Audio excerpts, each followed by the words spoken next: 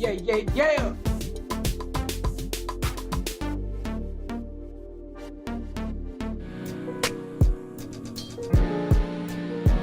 It's time for the nitty-gritty. Conversations get real live. It's time for the nitty-gritty. The revolution's not televised. It's time for the nitty-gritty. Yo, what's going on, everybody? It's your boy, Jay DaCosta, one half of the Nitty Gritty Show. Katrina's with us in spirit, as always. She's downstairs with Zuri doing the mama thing. But I believe she's watching us live, so you might see her hit the chat every now and then. So just know she's with us. Anyways, this is off our typical schedule. You know, we normally go live Sundays at 8 p.m. Eastern.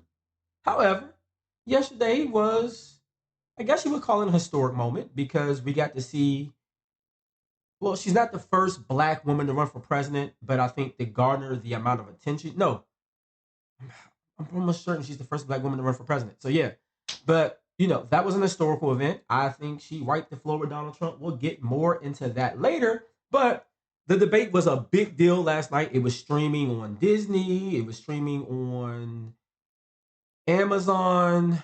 I want to say it was also streaming on YouTube. Obviously, there was various places, platforms on Facebook. They had it available. Shout out to StreamYard. They actually did a watch party as well. That was the same group that hosted the Black Men for Kamala Harris.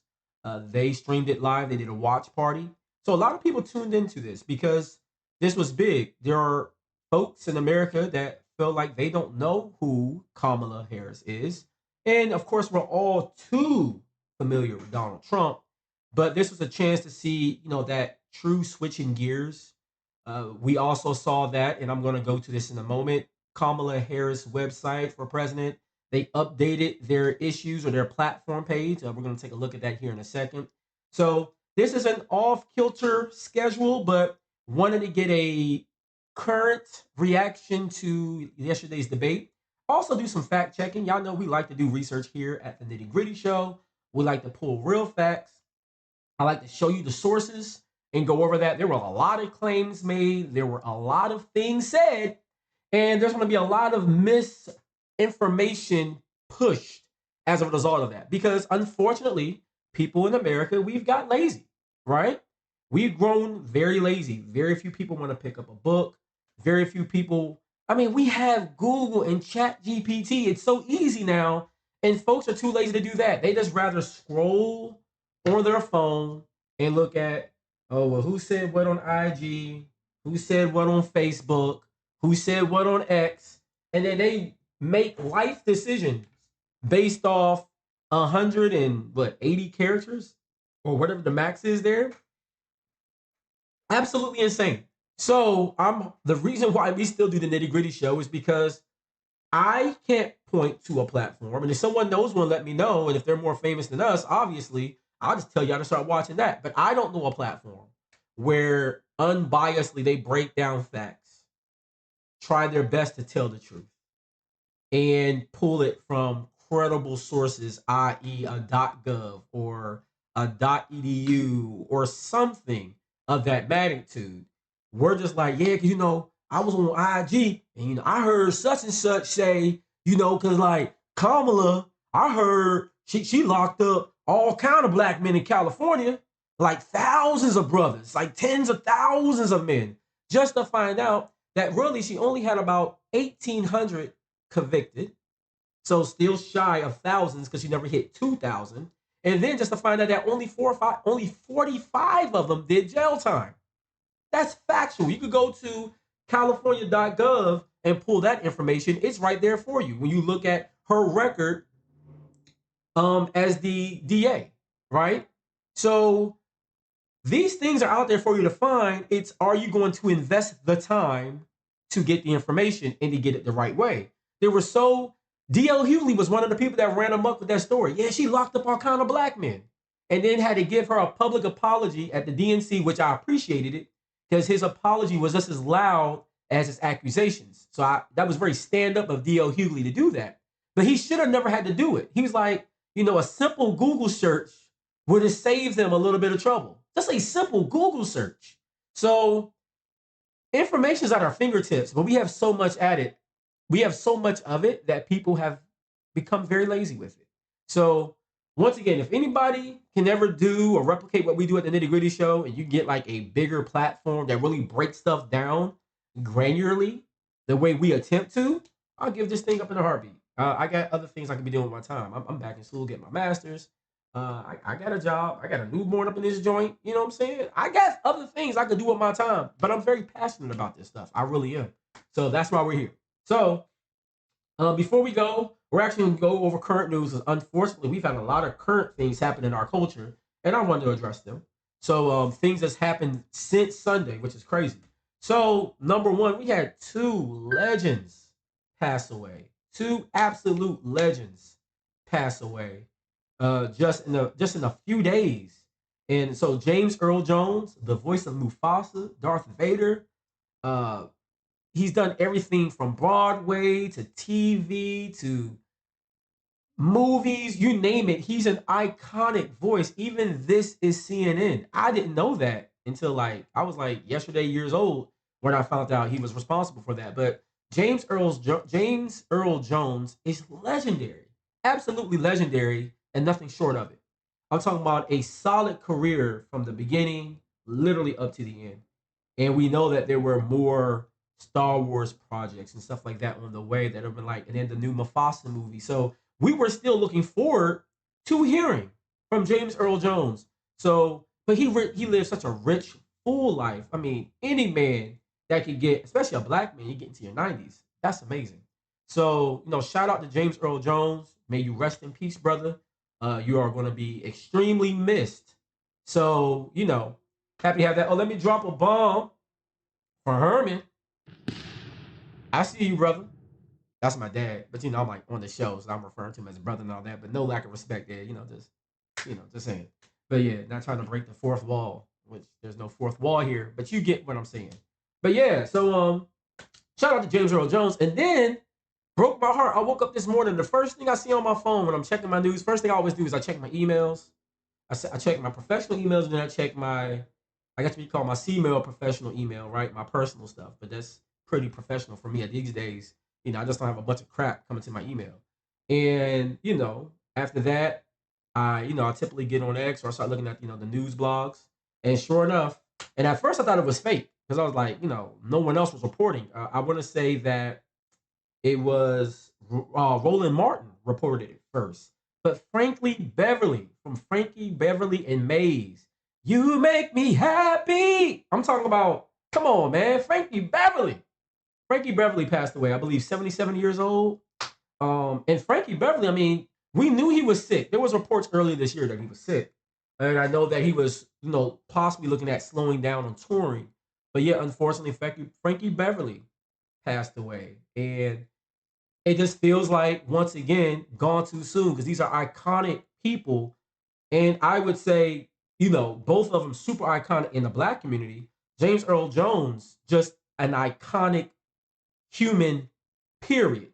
Frankie Beverly, to me, at the same level of icon. But I realize, in certain communities, they not two-stepping to Frankie Beverly the same way we do at the cookout. I get it. Frankie Beverly has modern day Negro spirituals for our community. So I get it. But, oh man, that broke my heart. Both of them to pass. That is so sad. And I don't want to ignore Rich Homie Quan died. Younger rapper, 34 years old. That's too young. And I want to say I think the suspicion was that it was an overdose. So that is really unfortunate. And superstitiously, they always say these things happen in threes. And there you go, three black men, black celebrities dead. One way before his time, and then the other two, it still felt like it. 77 and 90, I think 93 years old. It felt like it was too soon because these brothers were still working and they had more work in them. That's the crazy part. So, but what a life to live, man, and what a legacy to leave behind. We only wish to have just a fraction of that to leave behind. So I hope that Hollywood and Atlanta and all these places, these institutions will do these brothers right in their passing and really celebrate and honor them because they deserve every piece of it. They really do. So I wanted to take time to address that. Yeah, my heartbroken. I know, right? So I wanted to make sure I take time to address that in the current news aspect of today. And then there's so much that's going on this week, but we're gonna stop there as far as current news. For I'll save anything else for Sunday's regular show when we start talking about legislative individuals in our government, their powers, their capabilities, and why our vote matters with them, right? Continuing the process of what we've been doing. But today, like I said, we're going to talk about yesterday's debate. We're going to do some fact checking because there was a lot of things said, a lot. You can't take all of it as the gospel, okay? Or you will be led astray, bamboozled, not landing on Planet Rock, on Plymouth Rock, but Plymouth Rock landing on you. So let's make sure that doesn't happen. So we're gonna get into that. So first, let's look at platform pages. I've been almost touching these every episode I go live, so we're gonna do it again. So right here, I'm gonna share my screen. This is Donald Trump's platform, and this is all of it, guys. I mean, literally, this is his whole platform. You can actually read more about the Trump Republican platform, right? You can click here, it takes you to another page, and this is like the whole "Make America Great" thing again. And even when you click on these, there's not a lot of stuff. Well, it's funny because he's like the preamble: America first, a return to common sense, and they break down how they plan on to execute a few things. But keep in mind, this is not necessarily Trump's platform. They have this posed as the RNC platform supporting Donald Trump. Now, that's important because Donald Trump says he's not associated with Project 2025, and there's nothing to prove that he is. However, if you read Project 2025 and if you read this document down here where it says read more about the Trump Republican platform, you will see a lot of overlays and a lot of similarities between the two platforms. And then one has to understand. So, literally, Donald Trump has distanced himself from Project 2025, a conservative policy blueprint created by the Heritage Foundation to guide a potential Republican administration. While Project 2025 is designed as a playbook for the next conservative president, Trump and his campaign have repeatedly denied any direct involvement with it. In public statements, Trump has said he knows nothing about the project and has not endorsed it. However, many of his proposals align with policies implemented during his presidency, and several former Trump administrative members have contributed to the project. So he says he has no part of it. He says, I'm not involved. We're going to do millions and millions and millions and this and that. But so many of the people he works with and so many other platforms he is endorsing, there is a parallel in strategy and thought between all of them. And this is why reading is powerful, right? So look into that. Oh yeah. That's funny. I gotta laugh at that. I know I got like a laugh, but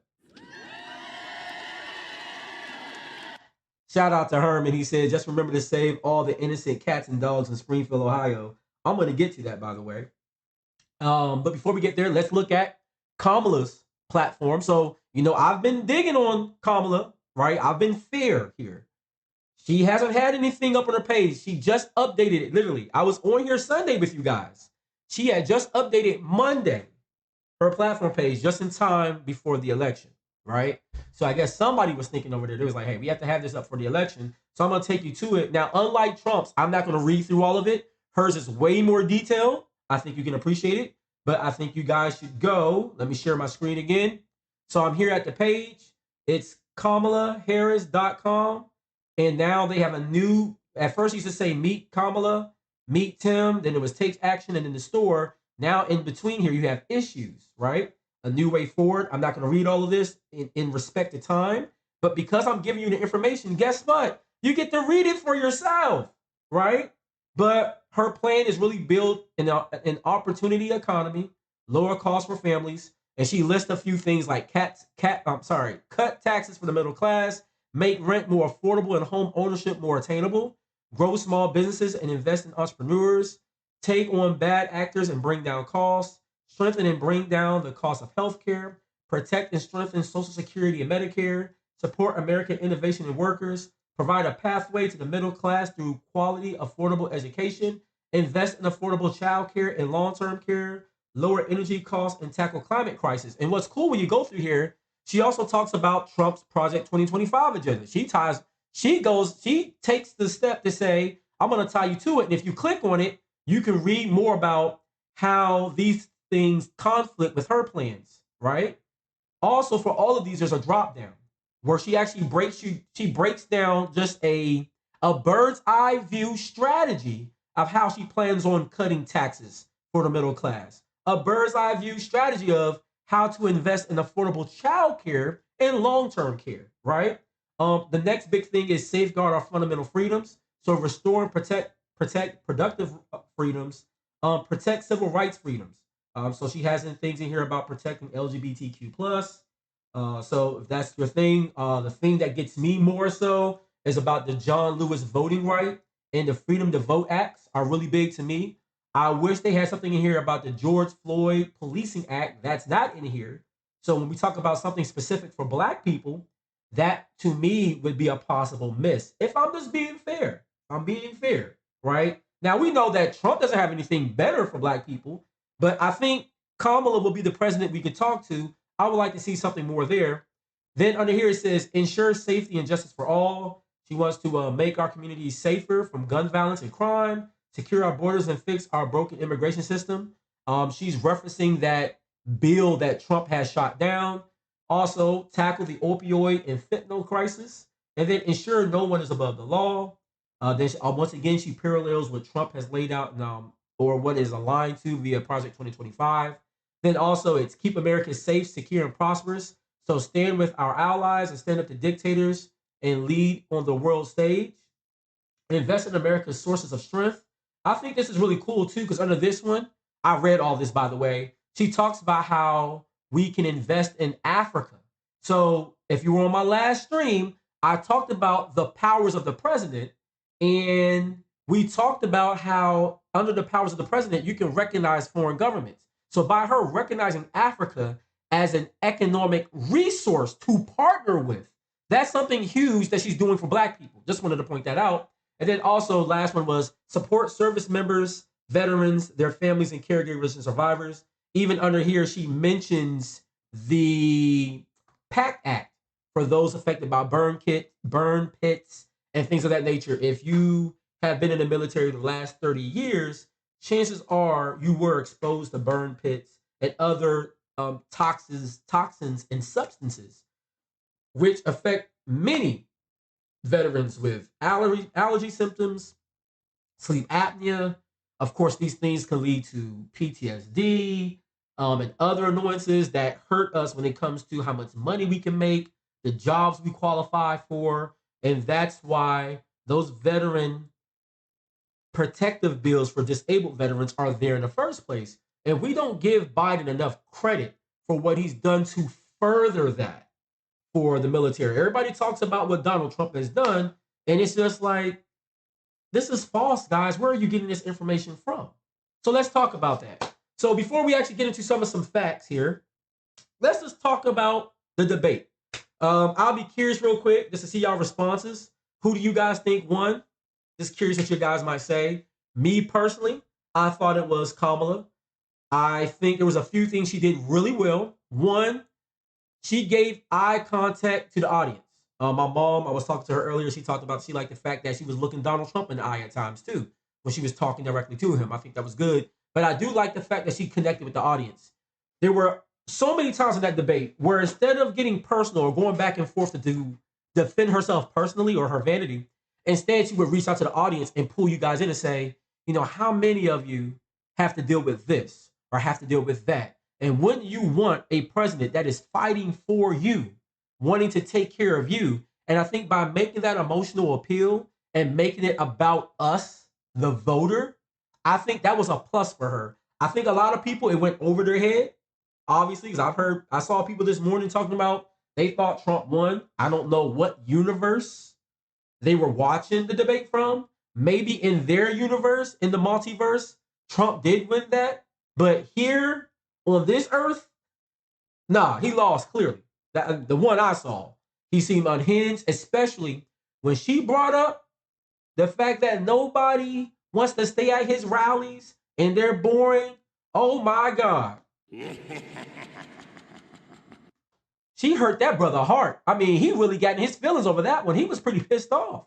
I mean, Trump got different after that one. He was really mad. Oh, they come to my rallies. We have the biggest rallies. Everybody's showing up. They love us. We're gonna make it so bigly, and there's millions and millions and millions. I tell you, nobody's at her. I mean, he got so caught up in his personal stuff.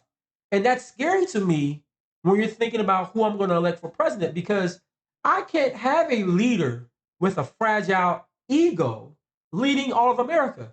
We've all had to work with that fragile, emotional, paper yellowback leader at the job who is so insecure and petty, and every advancement, every accomplishment, they want to step on it because they think it's a front to them personally. They cannot get over themselves. They are true narcissists, right? And we've all had to work for that individual, whether you were flipping burgers, folding burritos, cutting sandwiches at the assembly line, in corporate America filing paperwork or sending emails. When you work for a fragile, weak leader, it's the worst thing in the world. I've seen them in the military. I've seen them in the realm of all of my jobs. I've had to work for weak, punk people just like that. And they're the worst, the absolute worst.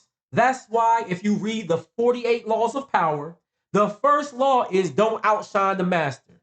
Because we still live with people who carry themselves like King Louis XIV, who will have you steal money as the finance minister and will kill you. God forbid you throw a party better than theirs. And guess what? That's a real story. Go read the 48 Laws of Power. The first chapter you read, do not outshine the master. They will tell you a story about a gentleman who worked for King Louis XIV. And he threw a party because he wanted to become the official finance minister. So he figured by throwing this elaborate party that he would impress King Louis XIV. He had the best bakers. He had built a new house that looked like a little palace, his estate, and it had all these nice geometric shapes. He had all kind of fireworks. I mean, we're talking like, 14th century, right? He did the best thing possible that France has ever seen. And then the next day, King Louis XIV had him locked up. You know why? Because King Louis XIV, if you learn about him, he was a shallow, weak, narcissistic man. And he couldn't stand to be the center. He couldn't stand not to be the center of attention. And guess what he did? He had that man thrown in jail because he'd be darned if anybody in France looked better than him. Because basically this brother had like all the Louis, he had all the Gucci, he had, Nursette throwing salt on the food, he had Bentleys in the driveway. And King Louis is like, oh, heck no. And guess what King Louis does? He built the Palace of Versailles, right? Where the royalty lived until, the Jesuits came and killed all of them. But he built the Palace of Versailles, and he incorporated the same architects, the same builders, the same landscapers that this gentleman used. He hired them and built something even better than him. Jock the dude's whole style. Because he couldn't stand the fact that someone would look better than him. Well, guess what? Today, we still have those kind of people. And you saw that kind of person in Donald Trump. Weak, fragile, narcissistic, can't get over himself. And we want to elect you to the highest office of the land to represent all of us? Oh, heck no. Not under my watch. I know who I'm voting for. I can't tell y'all who to vote for. I will say, I think you should vote for Kamala Harris. I think the option is clear. There was only one person that looked presidential last night, and it was clearly him. Also, what was scary was, bring back to my dad's point about the cats and dogs. What was scary about that is, that was misinformation. They had already disproved that over the weekend, that the situation in Aurora was fake, that they actually used video from something else to create that. And that, even the mayor of Aurora, he reached out to the FBI just in case to be like, hey, let me make sure there's not a Venezuelan problem here. The stuff in Springfield was disproved, I think, like Monday morning. They was like, oh yeah, that's fake. That's not happening. There's no complaints of Haitians eating cats and dogs. Matter of fact, it was actually proven that the Haitian community has helped the economy in Springfield because it was brought an influx of business by them being a protected people group there because of the earthquakes in Haiti, right? So there's a bit of racism baked into here because why are you calling out these black people that aren't causing any real issue except just to make up a fake story of they eating cats and dogs? Like, come on, these are not barbarians. They have whole built-up cities and all of that in Haiti. Half of y'all can't wait to go vacation in Dominican Republic. Well, guess what? Dominican Republic and Haiti is the same darn island. How can you say one is a vacation spot where we love to play golf and you act like the other half don't exist? Why? Because the other half is seemingly darker? Sound like racism to me. I'm not even going to get into that whole point because there's a whole bunch I could say about that, but that's like a whole other show, and we're not even on that right now, right? But misinformation, and you have someone wanting to be president quoting this stuff like it's the Bible, like it's 2 Corinthians, because he doesn't know we're supposed to say 2 Corinthians, right? So for all of those Christians out there and Trump supporters, I'm really struggling. I'm really struggling on why you're continuing to support this man, especially when you have people within the Republican Party, like Nikki Haley, right? Or you have Larry Hogan, or you have John Kasich. I mean, you have sane Republicans out there.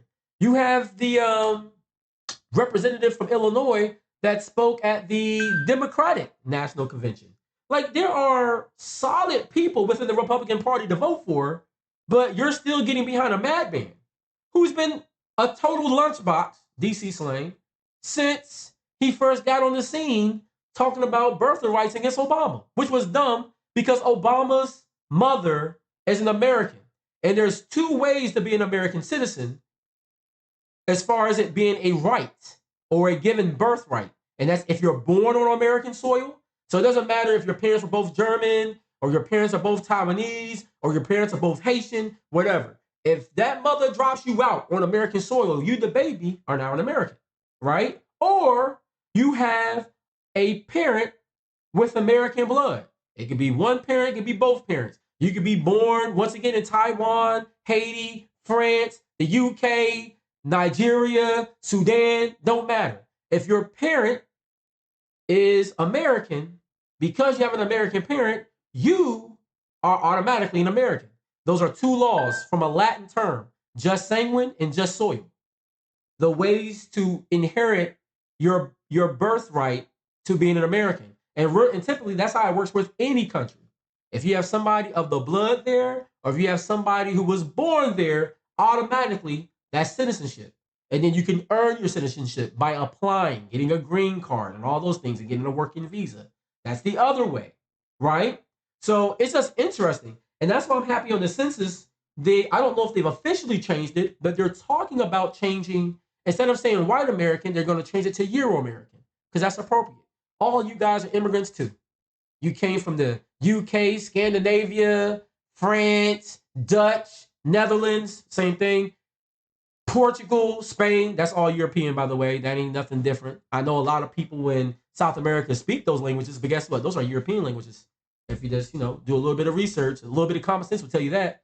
So, yeah, they should change it to Euro American. That's only fair, right? Why do you guys get to be pure Americans, white American? What? And I'm African American. I'm not any less American. I didn't fight for my country. I got generations upon generations here in this great land. I'm American. I'm any less. So, yeah, call them Euro Americans. I think that's only fair. If they don't like it, well, go back to Europe. They don't like it when I say stuff like that, but that's true. So, wanted to talk about that. Like, the debate was crazy in the sense that I think so many times she had to laugh because it was like, what in the world is this guy talking about? There were so many times he was just staring at him like, well, what?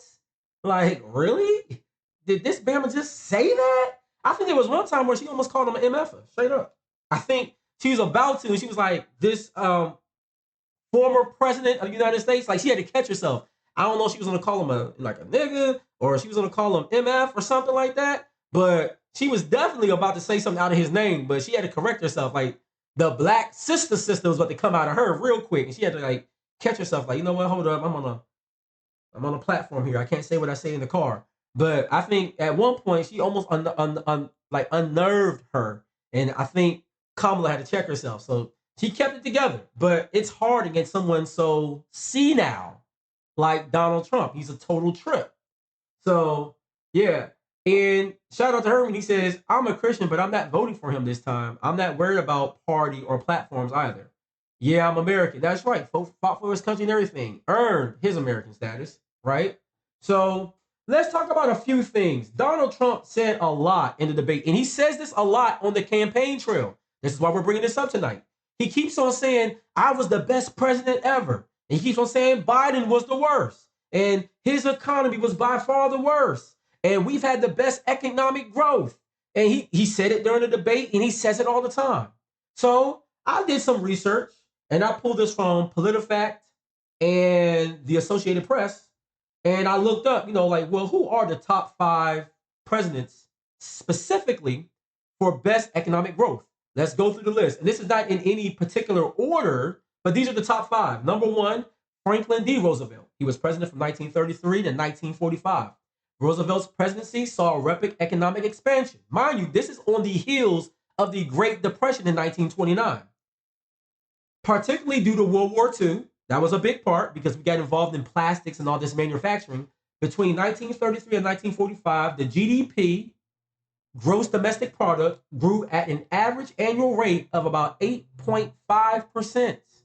Number 2, Bill Clinton, 1993 to 2001. During Clinton's presidency, the U.S. economy grew at an average annual rate of 3.8%. The 1990s saw low inflation, significant job growth, and budget surpluses. Lyndon B. Johnson, number 3, 1963 to 1969. Johnson oversaw significant economic expansion, with GDP growth averaging around 5% annually, driven by Great Society programs and military spending during the Vietnam War. Sometimes war is good for business, especially American business. Number 4, John F. Kennedy, 1961 to 1963. Kennedy's brief presidency saw GDP growth rates of approximately 4.4% annually, continuing a period of post-war expansion, right? And then number 5, Ronald Reagan. Once again, we ain't biased over here. We like to tell the truth. 1981 to 1989, Reagan's policies resulted in strong economic growth, averaging around 3.5% annually, particularly after the recession of the early 1980s. Now, of course, we feel some way about that as Black people, but I'm going to get to that later as I put some facts. So now let's talk about the worst economic growth, GDP. And once again, all of this is coming from the Associated Press or PolitiFact, right? Number 1, they have Herbert Hoover, 1929 to 1933. That's an obvious because Hoover presided over the onset of the Great Depression. GDP contracted sharply with average annual GDP growth of negative 8.5%, making it one of the worst economic periods in U.S. history, right? George W. Bush, 2001 to 2009. Bush's presidency saw an average annual GDP growth of only about 2.1%, largely due to the Great Recession of 2007 to 2008. That's when we saw the housing bubble collapse, right? The economic collapse in his second term significantly impacted the overall average. Then number 3, once again being fair, y'all, Barack Obama, 2009 to 2017. Obama inherited the Great Recession. Keep in mind, that's 2007, 2008. So he's coming in, he's inheriting the Great Recession. And while the economy eventually recovered, average GDP growth during his presidency was a modest 1.6% annually. The slow recovery reflected the severity of the 2008 financial crisis. So Obama had a lot of work to do. He started way behind the line. It's bad enough Black people always start behind the line. And then our first Black president, once again, starting behind the line, right? So he had a lot of things to work off. Harry S. Truman, 1945 to 1953. Truman's presidency saw volatile GDP growth including sharp contractions after World War II. While average GDP growth was positive overall, some years saw significant economic declines due to post-war adjustments because we wasn't making all that money from the war anymore. And then all these soldiers were back, and then we saw the baby boom, i.e., as we've named the baby boomer generation, which goes from roughly 1945 to 1965. That's a longer generational period when you look it up, like a 20-year span, right? And then number 5, mind you, he brags all the time about I'm this and I'm that. Well, guess who they have listed number 5? And these are non-biased representations. Keep in mind, Barack Obama and Bush is on this list. But number 5, Donald Trump. Donald J. Trump. 2017 to 2021. Trump's term saw mixed economic performance, ending with a contradiction of negative 3.5 in 2020 due to the COVID-19 pandemic. Before the pandemic, GDP growth averaged around 2.5%, but the pandemic severely impacted the overall average. And keep in mind, his handling of the pandemic was trash. The person who got us out of the pandemic, if you're keeping up with history, Joe Biden. So I'm just saying, you got to fact check this stuff. Now let's fact check a few more things that were said at the debate, right? Between Kamala Harris and Donald Trump. Number 1, jobs under Biden-Harris administration. Trump called the administration's job creation numbers fraudulent, citing a downward adjustment by the Bureau of Labor Statistics. While it's true that jobs were revised down by around 800,000, the adjustment is still part of an annual process to fine-tune data and is not evidence of fraud. Economists rejected Trump's fraud claim because you try to say that there was fraudulent claims that there were job growth. And the economists say, no, that's not fraudulent. They've always checked the numbers, but we've had some of the highest job growth under the Biden administration, just being honest. Also, number 2, talking about the economy under Trump. Trump consistently touts his economic performance as the best in history. However, fact checkers pointed out that while economic growth under Trump was solid, it averaged around 2.67% during his first 3 years, far lower than the 4% average under President Bill Clinton. Furthermore, the COVID-19 pandemic triggered a significant recession during Trump's term. Number 3, abortion and legal scholars. Trump claimed that every legal scholar, and he did say every legal scholar, supported returning abortion rights to the states. This is false, as many legal scholars argued to uphold Roe v. Wade, with only some criticizing its legal foundations. And number 4, violent crime under Trump versus Biden-Harris administration. Both candidates discussed violent crime and trends. While Trump's term saw a spike in violent crime in 2020 during the pandemic, crime rates have generally trended downward under the Biden administration, nearing pre-pandemic levels by 2022, right? So once again, just bringing up the facts, because I know a lot of you are going to be led astray if you just look at Facebook and if you just look at Instagram or X or whatever cuckoo place you get your information from. I like to lead you to the facts so you can see it for yourself. Don't take my word for it. I gave you guys all the resources so you can go see it for yourself. All right? Now, we got time. Let's go over foreign policy. There's some more history lessons, right? Now, evaluating presidential foreign policy is subjective, depending on various factors like global stability, long-term impact, and immediate effectiveness. Here are commonly cited examples of best and worst foreign policies in U.S. history. So here, let's go over the presidents with the best foreign policy first. The first one they mentioned is Franklin D. Roosevelt, 1933 to 1945. Foreign policy successes. Roosevelt's leadership during World War II helped shape the modern world order. He led the Allies to victory, created the United Nations, and established U.S. dominance in global politics. The Lend-Lease program bolstered Allied forces before America entered the war. Legacy. Roosevelt's foreign policy laid the groundwork for a post-war international system, influencing global diplomacy, economic structures, and military alliances. Next, Harry S. Truman, 1945 to 1953. Foreign policy successes. Truman's administration was pivotal in the early Cold War. He implemented the Truman Doctrine, aiding Greece and Turkey to contain communism, and initiated the Marshall Plan, which rebuilt war torn Europe. Truman also oversaw the founding of NATO and took decisive action in the Korean War. Legacy: his policy of containment defined U.S. strategy for the next 4 decades. Number three, Richard Nixon, 1969 to 1974. Foreign policy successes. Nixon's most notable achievement was opening relations with China, which shifted the global balance of power. His policy of the, I guess you would, it's a French word, detente, reduced tensions with the Soviet Union, leading to the strategic arms limitation talks, or SALT, and the anti-ballistic missile treaty His legacy: Nixon's diplomacy with China and the Soviet Union, is considered one of the most significant shifts in Cold War policy. Now, I got to bring this up.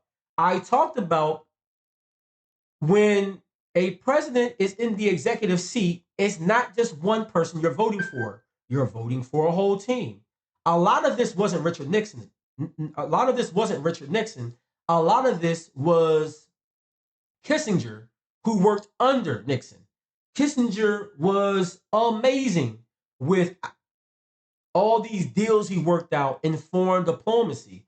A lot of that you have to give credit to Kissinger for what he did in the Nixon administration, right? So this is why you have to understand the whole team you're voting for, right? Because you might just get that one guy that ends up being amazing, right? And Kissinger, in this case, he was really the brains behind what we did in the Soviet and also in China. Number four on this list, George H.W. Bush, 1989 to 1993. Foreign policy successes. Bush is credited for managing the peaceful end of the Cold War, supporting German supporting German unification, reunification, and overseeing successful military campaign during the Gulf War, 1990 to 1991. His approach to diplomacy helped avoid conflict during the collapse of the Soviet Union. His legacy: Bush's cautious and diplomatic handling of a changing global order, earned him praise and stability and leadership, right? And number five, they bring up Thomas Jefferson. Now, black folks, we ain't a big fan of Thomas Jefferson, but just looking at an unbiased view of foreign policy successes under Jefferson expanded the U.S. territory with the Louisiana Purchase in 1803, doubling the size of the country. He also established a precedent for U.S. engagement in international affairs by sending the U.S. Navy to confront the Barbary pirates, marking the nation's first military conflict abroad. Legacy: his policy set the foundation for American westward expansion and global engagement, right? Now, we look at the presidents with the worst foreign policy. The four that they bring up is George W. Bush, without question, 2001 to 2009. He ain't like his daddy, y'all. His foreign policy failures. Bush foreign policy is often criticized for the Iraq War, which was initiated based on claims of weapons of mass destruction. When you base your stuff on misinformation and claims, you sound like someone talking about eating dogs and cats in Springfield. But I digress. Those weapons of mass destruction were never found, even though he had a really good team. Colin Powell, his Secretary of State, said, let's do the research first via NATO, via the UN, before we send troops. But Bush was on his high horse. He wanted to get back for what happened today. Today is September 11th. Do y'all remember where you were September 11th? He wanted to get back for America. He went over there. He said, we're going to give them shock and awe. We're going to do the damn thing. And that ended up being a faux pas. The prolonged conflict destabilized the region and led to significant U.S. casualties, financial loss, and regional instability. His handling of Afghanistan is also debated as the war became protracted. Legacy: the Iraq War remains one of the most controversial U.S. military interventions, viewed by many as a strategic blunder. And I believe it was. I seen firsthand the money we wasted in Iraq. Whole bases incomplete. Started by the engineers, and they never finished it. Money wasted by Halliburton Oil. I'm just telling you, I saw it firsthand. I was there.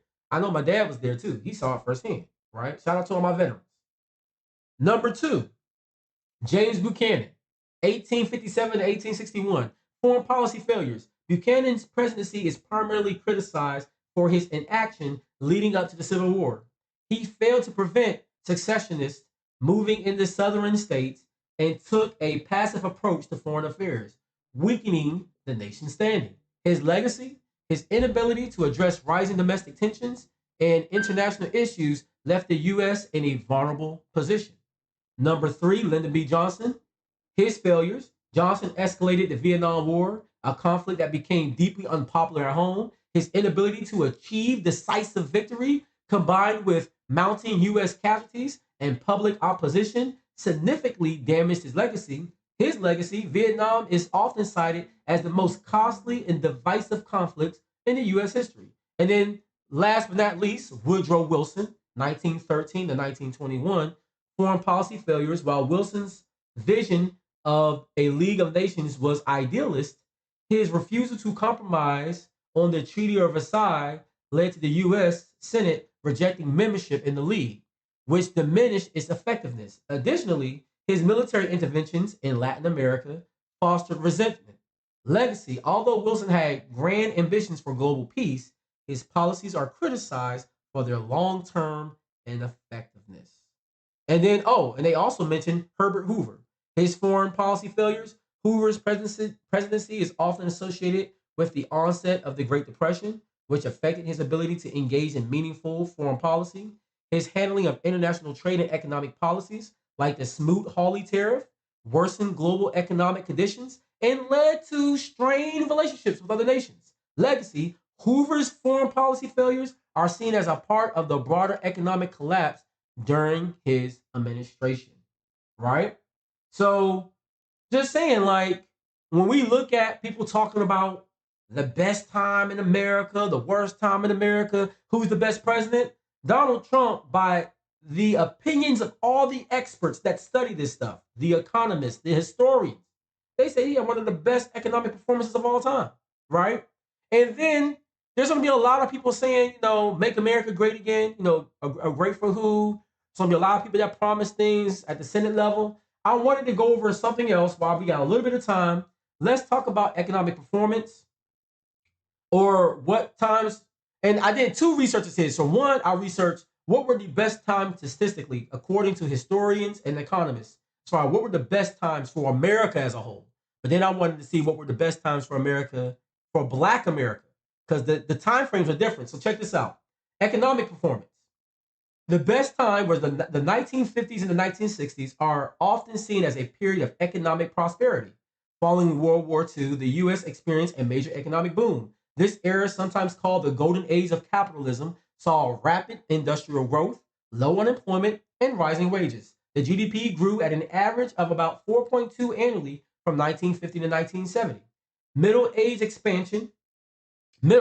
class expansion. Many Americans entered the middle class during this time. Widespread industrial growth, fueled by the post-war economy, allowed a large percentage of the population to experience rising living standards.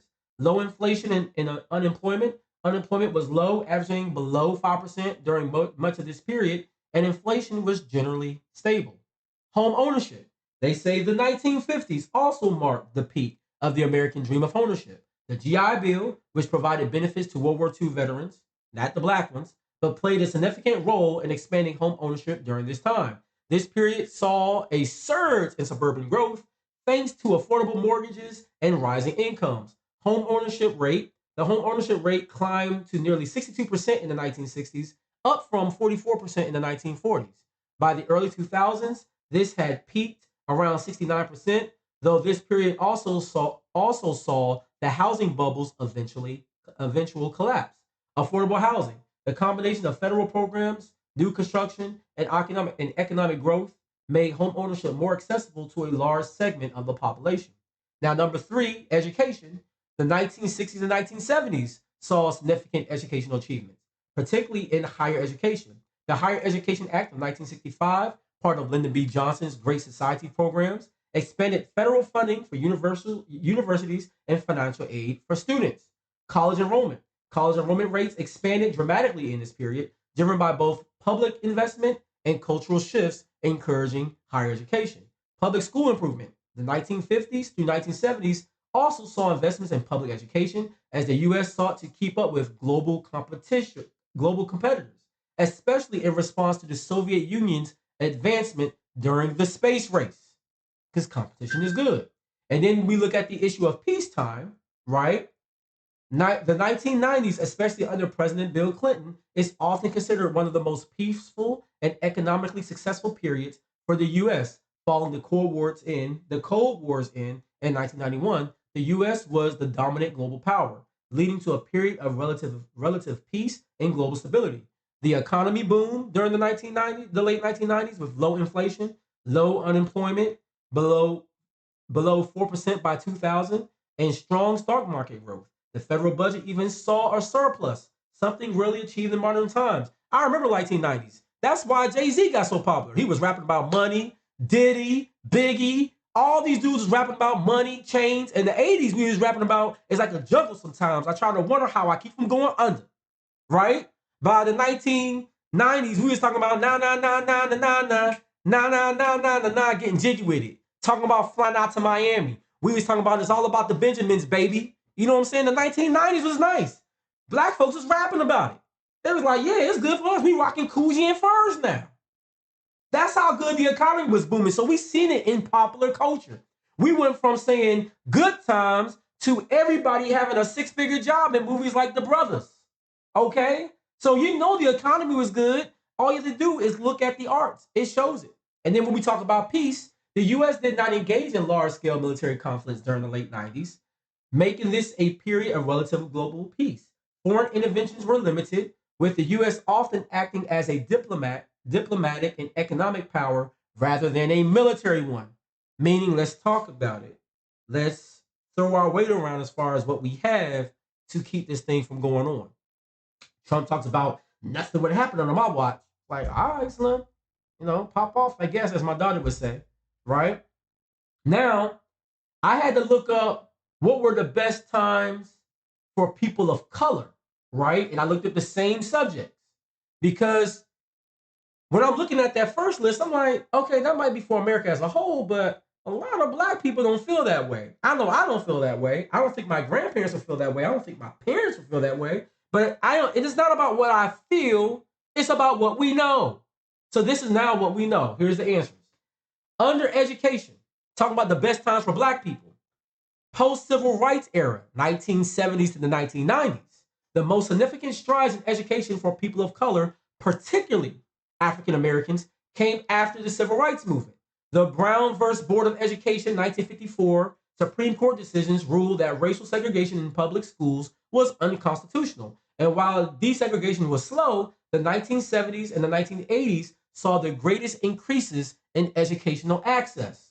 So when we talk about what are you doing for black people specifically, there have been bills and legislation passed that were specifically for us. And when they make the investment in us, we see the result, even if it comes a decade later, right? Let's examine a little further. Higher education. The Higher Education Act of 1965 and subsequent affirmative action policies opened the door for increased college enrollment for African American and other people of color. By the 1990s, the percentage of African American and Hispanics enrolling in college began rising steadily, although significant gaps persisted between white and non-white students. High school graduation rates. By the 2000s, high school graduation rates for Black and Hispanic students improved dramatically. In 2019, the high school graduation rate for Black students reached 79%, up from 50% in the 70s.